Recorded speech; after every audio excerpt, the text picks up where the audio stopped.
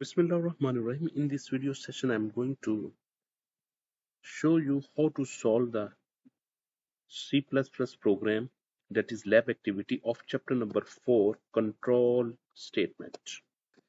तो हम स्टार्ट करते हैं. Write a program that read a number, एक नंबर को रीड करे and print its square if the number is greater than 10.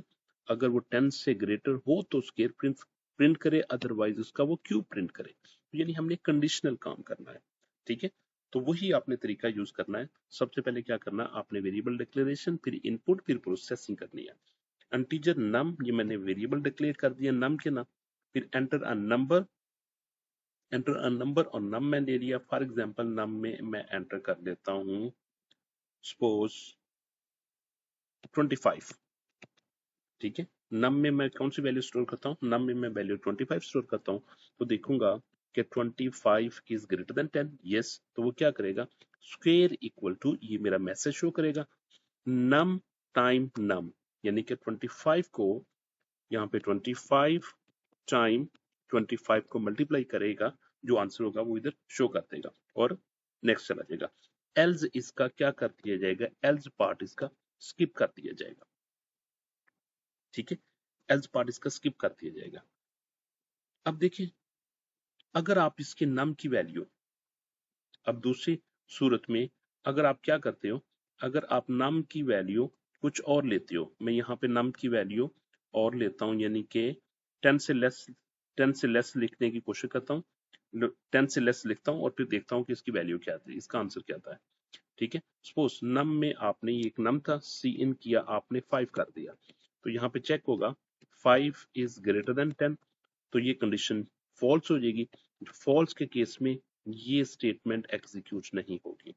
ठीक है, तो एल्स की तरफ हम जाते हैं. एल्स में क्या करेगा, वो कहेगा सी आउट, ये एक मैसेज डिस्प्ले कर देगा, नम टाइम नम, ये यानी कि इस केस में अगर मैंने सी नम में 5 एंटर किया हुआ, तो वो क्या कर देगा, 5 मल्टीप्लाई बाय 5 मल्टीप्लाई बाय 5, तो वो इसका आंसर डिस्प्ले कर देगा.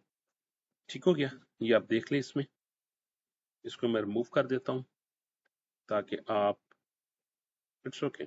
नेक्स्ट क्वेश्चन नंबर 2 में, write a program that reads in integer, यानी कि इसमें क्या करेगा, सिर्फ एक इंटीजर वैल्यू रीड करेगा and print whether it is odd और इवन नंबर. बाद में शो करे कि ये क्या इवन नंबर है तो यह ऑड नंबर है. और आपको पता है कि यहाँ मैं परसेंटेज से मैं डिवाइड करूंगा, यानी कि अगर मैं 25 लेता हूँ, 25 को मैं 2 से डिवाइड करूंगा तो 12 24, बाकी क्या बचेगा, बाकी ये 1 बचेगा. अगर आपको ये वाली वैल्यू गेट करनी है तो आपको क्या करना पड़ेगा, आपको लिखना पड़ेगा 25 परसेंटेज 2. इस परसेंटेज की वजह से आपको ये रिमेनिंग वैल्यू मिलेगी. अगर आप ये लिखते ना 25 डिवाइडेड बाय 2, तो इसका आंसर क्या आना था, 12. तो ये इसका क्वेश्चन मिलेगा, ये वाली वैल्यू. ठीक है, ये बेस कर रहा होता है इसके ऑपरेटर पे, आप कौन सा ऑपरेटर यूज करते हैं. क्योंकि मैंने रिमेनिंग वैल्यू लेनी है तो मैं मस्ट क्या यूज करूंगा, परसेंटेज यूज करूंगा, परसेंटेज साइन. तो इसके लिए देखिए iostream.h लिखा, मैंने पहले भी बताया कि आपने हेडर फाइल इंक्लूड कर लेनी है. यूजिंग नेम स्पेस std लिखना है. ये एक्चुअली ये डिपेंड कर रहा होता है कि आप कौन सा इंटरफेस यूज कर रहे हो, कौन सा इंटरफेस यूज कर रहे हो, कौन सा प्रोग्राम यूज कर रहे हो C++ के लिए. इंटीजर मेन लिखा मैंने, इंटीजर नम लिखा, नम में सपोज इधर मैं वैल्यू एंटर करता हूँ 30 करता हूँ. ठीक है, एंटर इन इंटीजर, ये मैसेज देगा और CIN जो कि वैल्यू होगी यहाँ पे स्टोर की जाएगी. 30 मैंने स्टोर कर लिया. और इफ नम 30 डिवाइडेड बाय 2, मैं क्या करता हूँ, मैं कहता हूँ 30 परसेंटेज 2, तो इसमें मेरे पास रिमेनिंग वैल्यू क्या आएगी, ये देखिए मैंने 30 इधर रखा, 30 को मैंने 2 पे डिवाइड किया, 15 टाइम 2 30 होता है, तो बाकी क्या बचता है, 0. तो ये क्या 0 मिलेगा, किसको मिलेगा, ये 0, क्योंकि यहाँ में किसी में मैंने स्टोर नहीं कर रहा, तो मैं कंपेयर कर रहा हूँ. मैं कह रहा हूँ कि 0, इसका आंसर क्या आएगा, 0 इक्वल टू 0, तो ये कंडीशन ट्रू हुई. तो इस केस में वो क्या करेगा, वो इवन नंबर शो करेगा और एल्स वाले पार्ट को वो क्या कर देगा, स्किप कर देगा। ठीक हो गया।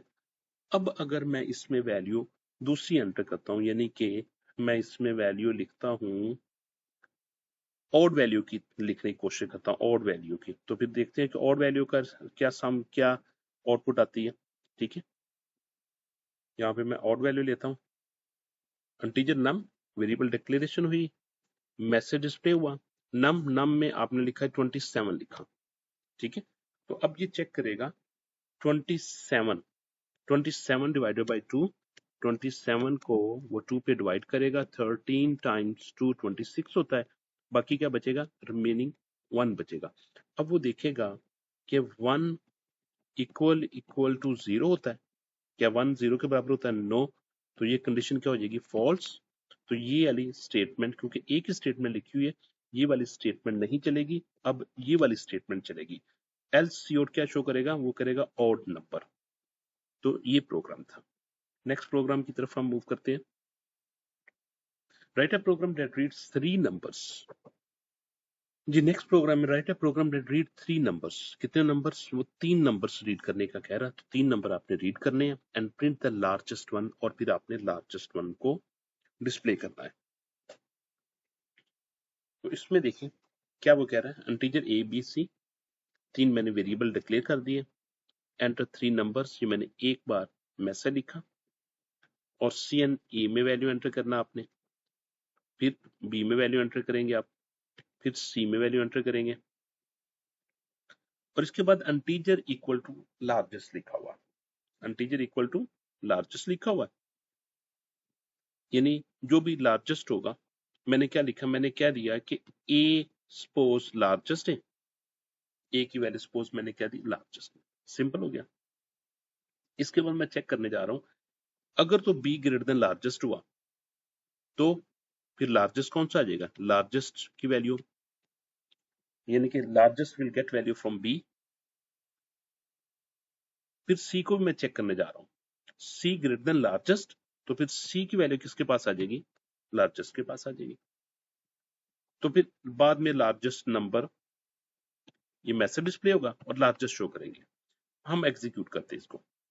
ठीक है, वेरिएबल डिक्लेयर हुए, सपोज ए की वैल्यू आपने ली है 10, बी की वैल्यू आप लेते हैं 15, सी की वैल्यू आप लेते हैं 30। तो इस केस में देखिए, इस स्टेटमेंट के एग्जीक्यूट होने से क्या होगा, largest will get value from A that is 10, इस स्टेटमेंट के एग्जीक्यूट होने से। नेक्स्ट, इस वाले स्टेटमेंट के एग्जीक्यूट होने से क्या होगा, अब देखिए लार्जेस्ट बी की वैल्यू क्या, बी की वैल्यू है 15, 15 mean 15 is greater than largest, largest में क्या पड़ा हुआ, लार्जेस्ट में पड़ा हुआ है, लार्जेस्ट में 10 पड़ा हुआ। ठीक है, मीन 15 ग्रेटर देन 10, यस, तो बी की वैल्यू लार्जेस्ट को मिल जाए। अब जो 10 था वो ओवरराइट होके क्या बन जाएगा, लार्जेस्ट क्या ले लेगा, लार्जेस्ट ले लेगा 15। अब नेक्स्ट स्टेटमेंट की तरफ मूव करते हैं, यहां पे क्या लिखा हुआ है, सी ग्रेटर देन लार्जेस्ट, सी की वैल्यू मेरे पास है जी 30, मैं लिखा 30 ग्रेटर देन लार्जेस्ट, लार्जेस्ट में क्या लास्ट वैल्यू पड़ी हुई है 15, 30 इज ग्रेटर देन 15, यस, तो क्या होगा, सी की वैल्यू असाइन की जाएगी लार्जेस्ट को। तो सी की वैल्यू क्या है, सी की वैल्यू है 30, तो लार्जेस्ट क्या बना, लार्जेस्ट मेरे पास 30 बन गया, तो मैंने ये 30 लिख दिया। ठीक है, ये मैंने 3 वेरिएबल्स को ऐसे सॉल्व कर लिया। अगर 4 वेरिएबल भी होते तो उसको भी मैं ऐसे स्टोर कर लेता था, वो भी ऐसे सॉल्व कर लेना था। ठीक हो गया, ये सारा क्लियर हो गया। अब मैं इसको रिमूव करके मैं कहता हूं कि मैं इसको ऐसे भी लिख सकता था कि अगर इसको, यानी कि मैं लॉजिकल ऑपरेटर्स में यूज कर देता, एंड और नॉट से भी हम इसको सॉल्व कर सकता था। अगर मैंने उससे करना है तो मैं आपको बता देता हूँ, जस्ट मैं इसको ऐसे भी लिख सकता था, यानी कि मैं इसके बाद लिखने लगाऊं, यानी कि मैं इसके बाद लिखने लगाऊं, मैं कह सकता था इफ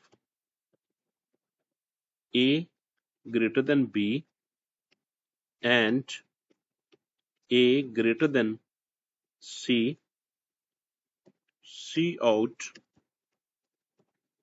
largest equal to किसमें? A में, तो लार्जेस्ट इज A। बाद में ये भी मैं चेक कर सकता हूं, else if B greater than A and B greater than C, B को मैं लार्जेस्ट चेक करने के लिए मैं क्या कहता हूं, मैं लिखता हूं C out largest equal to, तो B को मैं लार्जेस्ट कहूंगा। else मैं क्या कहता हूं, मैं कहता हूं C out largest equal to C।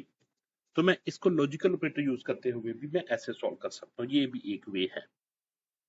ठीक हो गया। नेक्स्ट हम मूव करते हैं। Write a program that reads a letter and print, read a letter, एक लेटर रीड करें and print whether it is a lower case और अपर केस लेटर। मेन से स्टार्ट करते हैं। मेन में क्या लिखा हुआ, इन करेक्टर CH मैंने डिक्लेयर कर दिया, एंटर करेक्टर का मैसेज दे दिया और करेक्टर को मैंने स्टोर कर लिया वेरिएबल CH में। ठीक है, इसके बाद मैं क्या कहता हूं, अगर तो CH greater than equal to A हो and CH equal to CH less than equal to Z हो, यानी बिटवीन A टू Z हो, A टू Z हो, तो C out upper case letter, तो ये क्या मैसेज दे देगा, अपर केस लेटर का मैसेज दे देगा। Else if CH greater than equal to small E मैंने लिखा और स्मॉल Z लिखा, अगर वो इन बिटवीन होगा A B C D till Z तक, तो वो क्या दे देगा, लोअर केस लेटर का मुझे डिस्प्ले करेगा। और इसके अलावा अगर इनमें से कोई भी मैच नहीं करता होगा, तो नॉट इन अल्फाबेट लेटर, तो मैं क्या कहूंगा, वो एक अल्फाबेट लेटर में, नॉट इन अल्फाबेट लेटर, कि वो अल्फाबेट लेटर नहीं है, यानी कि ABC कैपिटल और स्मॉल में नहीं है। तो इसके बाद प्रोग्राम एंड हो जाएगा। तो यहाँ पे मैंने क्या किया, यहाँ मैंने लॉजिकल ऑपरेटर की यूज किए, एंड ऑपरेटर, लॉजिकल ऑपरेटर मैंने यूज कर लिया, जैसा कि मैंने आपको प्रीवियस प्रोग्राम में भी बताया कि आप एंड और से भी यूज कर सकते हैं। ये प्रोग्राम हो गया। नेक्स्ट हम मूव करते हैं। Write a program that read in integer and prints its multiplicative table up to 20, up to 20 तक इसका टेबल लिखना है। ठीक है, तो इसमें आप क्या करेंगे, सपोज आपने नंबर एंटर करेंगे, सपोज टी ले लिया या नम ले लिया, इसमें आपने 5 एंटर किया, तो आपको क्या लिखना चाहिए था 5 multiply by 1 equal to 5, 5 multiplied by 2 equal to 10, so on 5 times 20 equal to 100। आपको इस तरह की आउटपुट शो करनी है। नम आपने वेरिएबल डिक्लेयर कर लिया, आपने नम पे वैल्यू स्टोर करवा ली, सपोज इस केस में आपने 5 एंटर कर दिया, आई आपने 1 से स्टार्ट किया और कहां तक मूव करवा लिया, 20 तक, 1 से मूव किया कहां तक करवा लिया, 20 तक। अपन में डिस्प्ले करने हैं, डिस्प्ले करते वक्त देखो आपने पहले क्या लिखना है, 5 लिखना है, ये 5 5 5, और आपको पता है कि बाय डिफॉल्ट लूप एक स्टेटमेंट को एग्जीक्यूट करता है, तो मैंने ब्रेसेस लगा ली, सी आउट नम करेगा, नम की वैल्यू 5, तो वो 5 ये लूप चलेगा 1 से लेके 20 तक, 1 से स्टार्ट करेगा 20 तक, तो यहाँ पे क्या करेगा, वो 5 5 शो करते जाएगा। इसके बाद मुझे ये शो करना है, मल्टीप्लीकेशन को एज इट इज डिस्प्ले करना है, तो इसलिए मैंने इसको डबल कोटेशन में लिख दिया, ये मैंने डबल कोटेशन में लिख दिया। इसके बाद मुझे आई की वैल्यू लिखनी, यानी कि लूप की वैल्यू लिखनी। लूप आप एक्स में भी ले सकते हो, ए में भी ले सकते हो, बी में भी ले सकते हो, किसी वेरिएबल में भी ले सकते हो, जो 1 से स्टार्ट करेगा, लेस देन इक्वल टू 20 तक मूव करेगा, तो ये आपने 1 to 20 तक लिख दिया। इसके बाद आपने इक्वल टू को डिस्प्ले करना है, जिस चीज को आपने डिस्प्ले करना है you should write in double quotation. Okay, आपने डबल कोटेशन में लिख दिया, फिर आपने क्या लिखना है, इक्वल के बाद आपने इनकी मल्टीप्लीकेशन लिखनी, इनका आंसर लिखना है, तो आपने क्या डायरेक्ट कर दिया, नम को मल्टीप्लाई करे आई के साथ, यानी 5 को मल्टीप्लाई करेगा 1 के साथ 5, 5 को 2 के साथ मल्टीप्लाई करेगा 10, सो ऑन, यहाँ पे क्या कर देगा 100 तक वो टेबल लिख देगा। ठीक है, नेक्स्ट मूव करते हैं। Write a program to calculate the net pay of Sameer. Sameer की नेट पे हम कैलकुलेट करते हैं। ठीक है, यहाँ पे स्टेटमेंट मैंने नहीं लिखी हुई।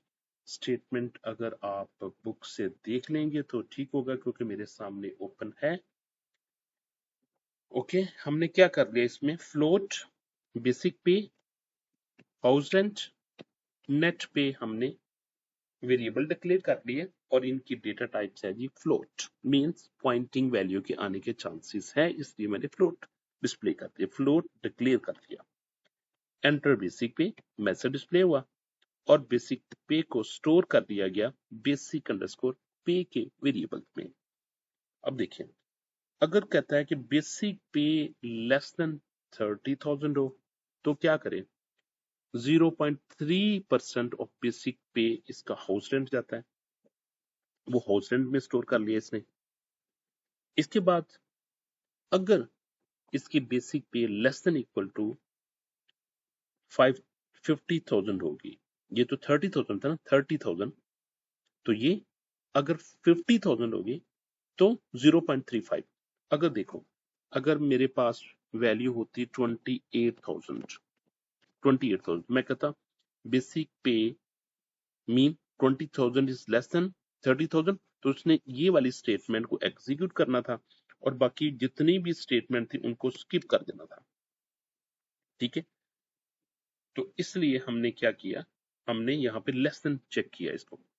अगर इसकी वैल्यू इसको, इसके बाद देखिए, अगर वो वैल्यू होती 35,000, 45,000, अगर बेसिक पे 45,000 होती, 45,000 होती तो क्या कर चेक करता, 45,000 लेस देन 30,000, नो, तो ये वाली स्टेटमेंट को वो स्किप करता और इसके पास चला जाता। यहाँ पे लिखा 45,000 लेस देन 50,000, यस, तो ये स्टेटमेंट ट्रू हो जाती। ठीक है, तो ये स्टेटमेंट को उसने एग्जीक्यूट करना था, ये वाली स्टेटमेंट को 0.35 के साथ मल्टीप्लाई करके इसका हाउस रेंट निकाल लेता। एल्स हाउस रेंट क्या करता, इसके बाद कोई भी हो यानी कि 50,000 से अबव आएगी तो वो क्या करेगा, वो ये वाली स्टेटमेंट को एग्जीक्यूट करवाएगा, जो कि 40% के साथ होगा, 0.4% के साथ। अब नेट पे इसने कैलकुलेट करनी, बेसिक पे उसने पहले यूजर से एंटर करवा लेगा, हाउस रेंट वो आपका इफ एल्स से मिल जाएगा आपको किसी स्टेटमेंट से ट्रू होने पे। ठीक है, और इसके बाद वो क्या करेगा, नेट पे, ये इसकी नेट पे आ गई, नेट पे ये आ गया जी। ठीक है, इसके बाद सबको ऐड करेगा तो वो उसकी टोटल नेट पे बन जाएगी। Write a program that will produce a table of equivalent temperature in both Fahrenheit and Celsius from 50 से लेके 100 तक in steps of 5। यानी क्या करना, 50 से लेके आपने 100 तक इनको लिखना है, टेबल लिखना है इनका, यानी फ़ारेनहाइट और सेल्सियस के इक्विवेलेंट। 50 से स्टार्ट होना है, 55 तक, 55 फिर 60, यानी 5 के गैप के साथ। यानी कि एक तो आपको लूप स्टार्ट करना पड़ेगा, इस पॉइंट से स्टार्ट करना पड़ेगा, इस पॉइंट पे आपको एंड करना पड़ेगा और आपको क्या करना पड़ेगा, आपको इंक्रीमेंट करना पड़ेगा, f प्लस इक्वल टू 5 के इंक्रीमेंट के साथ मूव करना पड़ेगा इसके लिए। ठीक है, तो हमने क्या किया देखें, फ्लोट सेल्सियस ले लिया, यहाँ पे मैसेज दे दिया फ़ारेनहाइट सेल्सियस, तो इसके बाद f इक्वल टू 50 से स्टार्ट करें, जैसा कि मैंने कहा था 50 से इसको स्टार्ट करना चाहिए था, लेस देन इक्वल टू 100 तक मूव करना चाहिए था, ये हमारा टारगेट है, less than equal to f plus equal to 5, ये 5 के इंक्रीमेंट के साथ मूव करेगा और क्या काम करेगा, ये मैंने ब्रेसिस लगाई हुई है, ये ब्रेसिस और ये ब्रेसिस लगाई हुई है। अगर आप ब्रेसिस नहीं लगाते तो क्या होगा, सिर्फ ये वाली स्टेटमेंट एग्जीक्यूट होगी, क्योंकि एक स्टेटमेंट बाय डिफॉल्ट पार्ट होती है लूप का। ठीक हो गया, तो इसलिए कि आपने ब्रेसिस क्या लगानी है और इसके बाद आपने फार्मूला लगाना जो पहले भी हमने किया, 5 को डिवाइड करना 9 से, टाइम f माइनस 32, f की वैल्यू वो चेंज होती रह जाएगी। ठीक है, और यहाँ पे लिखते जाएंगे f की टेबल, f इक्वल टू ये हमारे लूप से वैल्यू आती जाएगी, 50 आएगा, 655 आएगा, 60 आएगा, 65 आएगा टिल 100 तक। ठीक है, ये स्लैश टी हमने एस्केप सीक्वेंस यूज किया ताकि थोड़ा सा स्पेस आ जाए। पहली टैब स्पेस, फिर दूसरी टैब स्पेस, फिर उसके बाद क्या करेगा, सेल्सियस की वैल्यू कैलकुलेट करेगा, जो कि सेल्सियस की वैल्यू हम इधर से कैलकुलेट कर रहे हैं। ठीक है, सेल्सियस इक्वल टू 5, यानी कि इस फार्मूले पे जो भी इसका आंसर आएगा वो सेल्सियस पे इस पे इक्विवेलेंट डिस्प्ले करता जाएगा। इसमें जस्ट हम एफ की वैल्यू चेंज करते जा रहे हैं, और एफ की वैल्यू हम कहां से ले रहे हैं, उसके लूप से ले रहे हैं। ठीक है, तो मुझे उम्मीद है कि आप समझ चुके होंगे। नेक्स्ट प्रोग्राम देखते हैं, write a program that print the sum of the sequences using a for loop. तो यहाँ पे क्या करते हैं, इंटीजर सम इक्वल टू 0 ले लिया। सम में मैंने 0 लिया क्योंकि सम को मैंने मल्टीप्लाई करूंगा, मैं लिखूंगा sum equal to sum plus variable का नाम लिखूंगा। तो ये देखिए, जो फर्स्ट टाइम सम में वैल्यू क्या होनी चाहिए, वो 0 होगा। याद रखिए, जब आपने सम लेना है तो उस वक्त 0 होगा, और जब कभी आपने मल्टीप्लाई करना होगा तो उसमें क्या होगा, 1 होगा। क्योंकि 0 में कोई भी हम ऐड करेंगे तो उसमें कोई फर्क नहीं पड़ता, और मल्टीप्लाई करते वक्त जब भी हम 1 से किसी भी चीज को मल्टीप्लाई करेंगे तो उससे भी कोई फर्क नहीं पड़ता। तो ये आपने याद रखना है, समेशन करते वक्त 0 और मल्टीप्लीकेशन के वक्त आपने 1 लेना है। फॉर i इक्वल टू 30, मैंने क्या किया, मैंने 30 से स्टार्ट कर लिया, i less than equal to 60 तक मूव करना, क्योंकि हमने कैलकुलेट क्या करना है, हमने कैलकुलेट करना है sum equal to 30 plus 33 plus 36 so on कहां तक, 60 तक। ठीक है, तो ये मेरा स्टार्ट पॉइंट हुआ, जो कि मैंने इधर लगा दिया। ये मेरा एंड पॉइंट हुआ, जो कि मैंने कंडीशन लगा दी इसकी। और कितना गैप इसमें, 3 का, 3 का, तो ये गैप मैंने इधर लगा दिया, इंक्रीमेंट। ठीक है, और सम में क्या कर रहा है, यानी स्टेटमेंट मैंने क्या लिखी हुई है, मैं लिखा हुआ है sum plus equal to i. इसका मतलब होता है sum equal to same variable इधर होता है प्लस लूप का वेरिएबल आई। ठीक है, तो वो क्या करता जाएगा, इसमें ऐड करता जाएगा। पहले क्या करेगा, अगर इसको मैं आपको नेक्स्ट में इधर मैं कोशिश करता हूँ, सम इक्वल टू, पहले सम की वैल्यू 0 और आई कहां से स्टार्ट करेगा, 30, तो 30 सम में स्टोर हो जाएगा। फिर सेकंड टाइम लूप एग्जीक्यूट होगा, सेकंड टाइम लूप एग्जीक्यूट होगा और देखेगा कि वो 60 तक कभी पहुंचा तो नहीं पहुंचा, तो क्या करेगा, सम की प्रीवियस वैल्यू 30 थी, प्लस आई की वैल्यू अब 33 हो चुकी है, तो आंसर क्या आ जाएगा, 63 आ जाएगा ना। जब नेक्स्ट टाइम मूव करेगा तो किसमें क्या पड़ा होगा, 63 पड़ा होगा, इसमें 33 की बजाय क्या हो चुका होगा, 36 होगा। जो भी आंसर आएगा वो यहाँ पे आंसर लिखता जाएगा, और ये आंसर को वो इधर यूज करता जाएगा सम में, और यहाँ पे 39 सो ऑन, वो ऐसे ही इसको मूव करता रहेगा। और लास्ट में जब लूप एंड होगा इस स्टेटमेंट के बाद, तो सम इक्वल टू सम की वैल्यू वो डिस्प्ले कर देगा। ठीक हो गया, नेक्स्ट मूव करते हैं। नेक्स्ट प्रोग्राम है जी, write the program using while loop. इसको हमने व्हाइल लूप में कन्वर्ट करना है, तो हमने क्या कर लिया, इसको इंटीजर i इक्वल टू 30 लिखा, क्योंकि जो व्हाइल लूप होता है, व्हाइल लूप का ये सिंटैक्स होता है, इनिशियलाइजेशन कि वो स्टार्ट कहां से करे।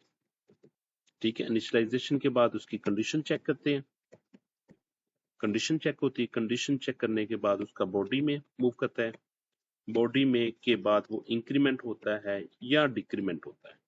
ये इसके 4 स्टेप्स होते हैं। तो इनिशियलाइजेशन मैंने 30 से कर ली, condition i less than equal to 60 तक मूव कर दिया।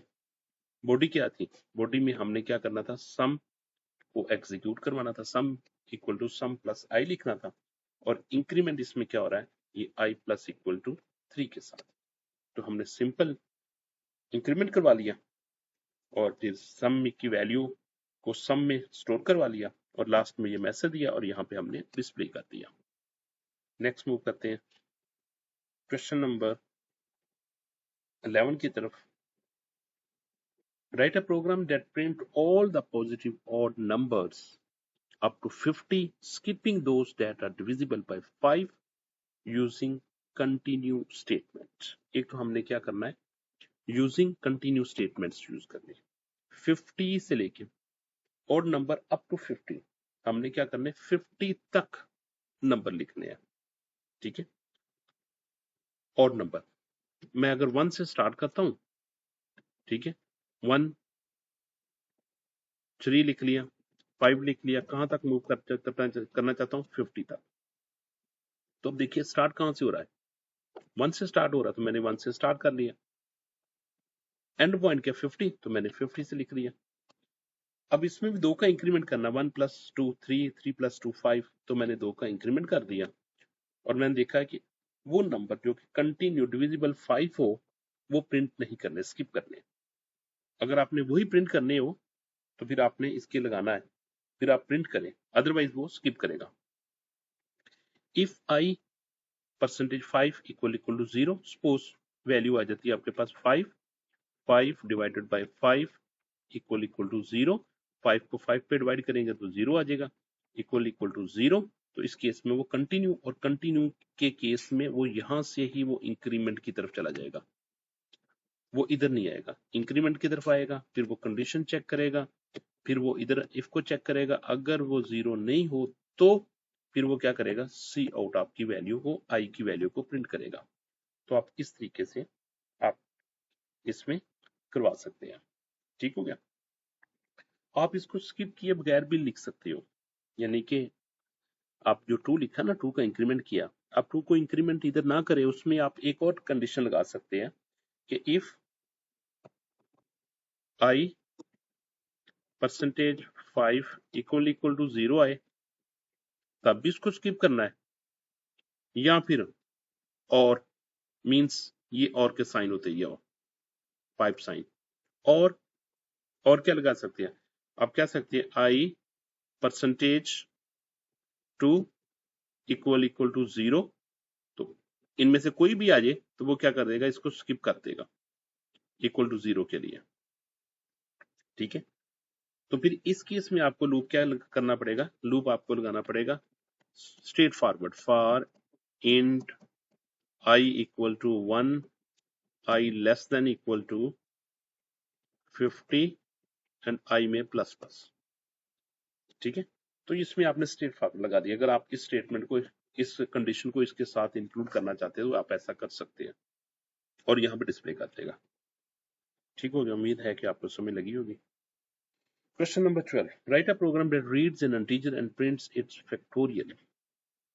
नंबर प्रिंट करे और फैक्टोरियल प्रिंट करे। सपोज आप नंबर एंटर करते हो 6, तो 6 का फैक्टोरियल का मतलब क्या होगा, 6 को मल्टीप्लाई करे 5 के साथ, मल्टीप्लाई करे 4 के साथ, मल्टीप्लाई करे 3 के साथ, 2 के साथ और 1 के साथ। ठीक है, तो इस केस में देखिए वो 6 से 1 की तरफ मूव कर रहा है, अब 1 से 6 की तरफ भी मूव कर सकते हैं। ठीक है, 6 से 1 की तरफ भी मूव कर सकते हैं, यानी लूप को उल्टा लगा ले, या फिर 1 से 6 की तरफ भी मूव कर सकते हैं।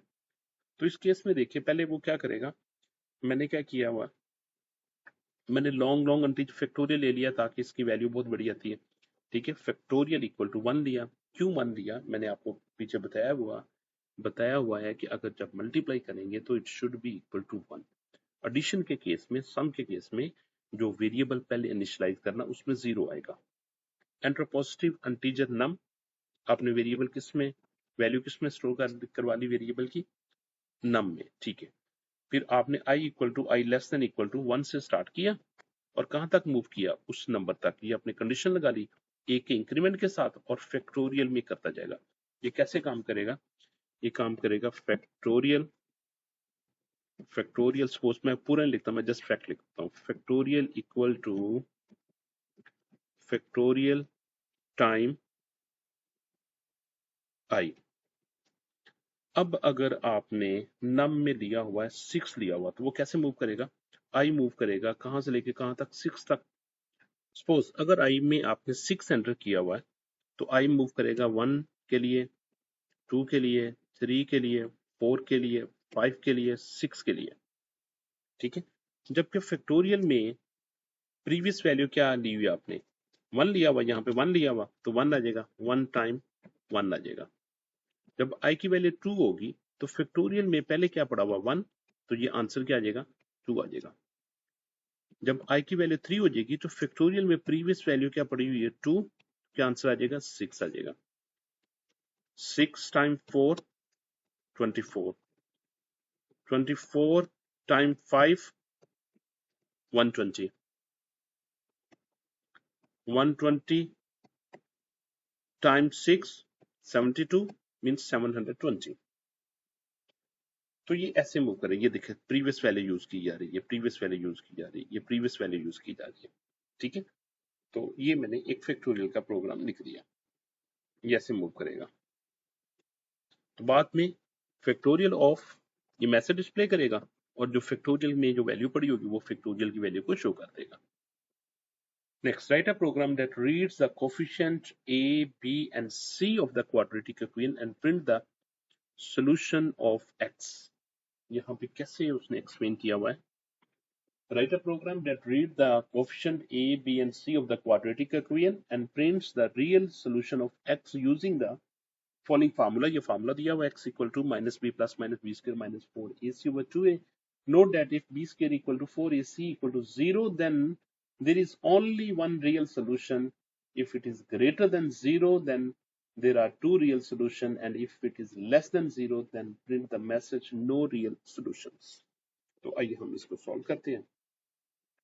हमने क्या किया, फ्लोट वेरिएबल ले लिए 3 ए बी सी, जिसमें हम वैल्यू कोफिशिएंट के लिए एंटर करेंगे, और इसके साथ डिस्काउंट का भी variable as a float declare किया, √1 एंड √2। तो इसलिए इस तरीके से मेरे पास 1 2 3 4 5 6 मैंने वेरिएबल डिक्लेयर कर दिया। मैंने पहले भी बताया हुआ कि लास्ट में नहीं कि आप स्टार्ट में ही डिक्लेयर करते, आप जब यूज करने हैं, यूज करने से पहले डिक्लेयर होने चाहिए, ठीक है। Enter the coefficient of A B and C, मैंने सबको इकट्ठा ही कर लिया, ए की सी एन को यूज करते हुए, सी आई एन को यूज करते हुए।